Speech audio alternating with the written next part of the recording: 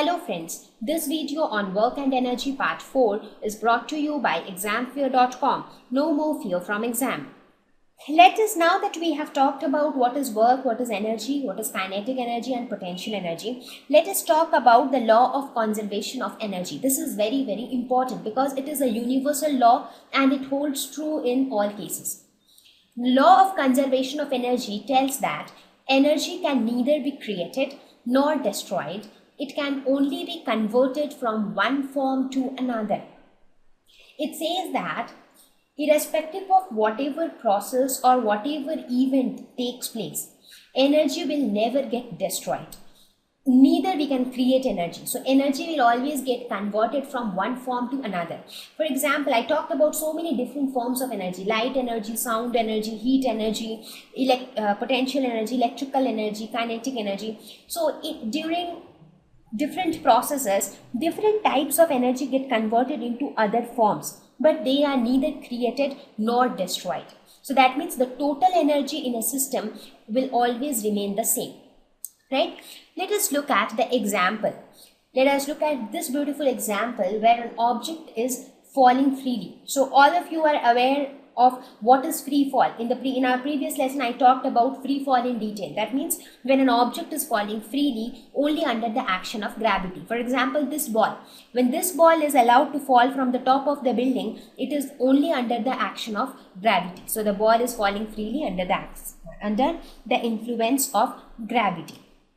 Right? Now let us call this point as A and let me call this point as B. Right? Now here we will see how the energy changes as the ball moves from point A to B. So what happens at point A? When the ball was at point A, what was the energy? What was the total potential energy in the ball? The potential energy was maximum because the potential energy is by virtue of height and potential energy is given by mgh. So at this point the height is maximum. So the potential energy was maximum. And what was the kinetic energy at this point? Kinetic energy was 0 because the ball is at rest. So potential energy was mgh and kinetic energy was 0. Fine. Now let us assume at any point, now as the ball starts falling, it passes through this length, right? So at any point between A and B, so at any point between A and B, what happens?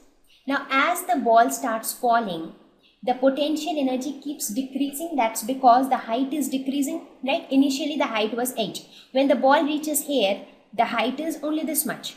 Again, when the ball reaches here, the height is this much. When the ball reaches here, the height is this much. So as the ball is falling down, the height is decreasing and therefore the potential energy keeps decreasing, right? But this potential energy is some non-zero value.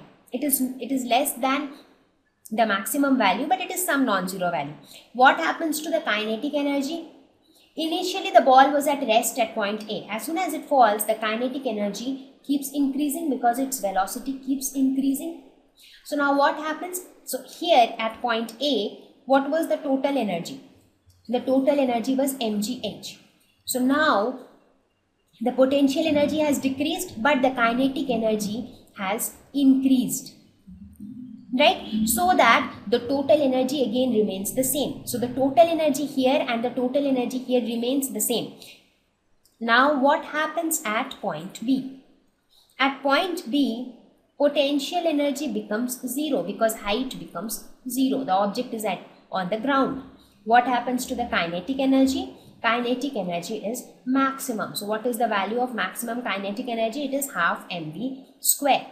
So what do we conclude? We concluded that the total energy at each of these points remain the same. Sometimes the total energy was entirely potential, sometimes the total energy was entirely kinetic, sometimes the total energy was partly potential and partly kinetic. So we can see that in this case what actually happens is that the potential energy of the ball gradually gets converted into kinetic energy by the time it reaches the ground. So throughout we can say that the total energy of the object is mgh plus half mv square remains constant. So kinetic energy plus potential energy remains constant. right? So you now understand what is the law of conservation of energy. Let us look at some of the other examples. What happens when you switch on the fan at your home? When the fan is switched on, the electrical energy gets converted into the kinetic energy of the blades of the fan, right? So when we switch on the fan, it is not that the electrical energy gets wasted. The same electrical energy is getting converted into the kinetic energy of the blades. Similarly, when you switch on a light bulb, the electrical energy, it's getting converted into light energy and heat energy. Similarly, if we take the example of the windmill, what happens in the windmill? As wind blows, these blades of the windmill starts rotating. So the kinetic energy of the blades of the windmill gets converted to electrical energy. Similarly, in hydroelectricity generation, the example which we talked about some time back, here also the kinetic energy of the flowing water is used to rotate the turbine and therefore generate electricity. So here also kinetic energy is getting converted into electrical energy. In fact, here the water is stored at some height. So the water has potential energy. So the potential energy of the water gets converted into the kinetic energy of water, which in turn gets converted to the electrical energy or electricity. So this is what is conservation of energy. That means energy will always, during any event or any process, energy will get converted from one form to another. It can neither be created nor can it be destroyed. Thank you. Please visit examfear.com to watch free educational videos, try free online tests, get the best quality study materials, study from the best tutors and mentors, and much more. Thank you once again.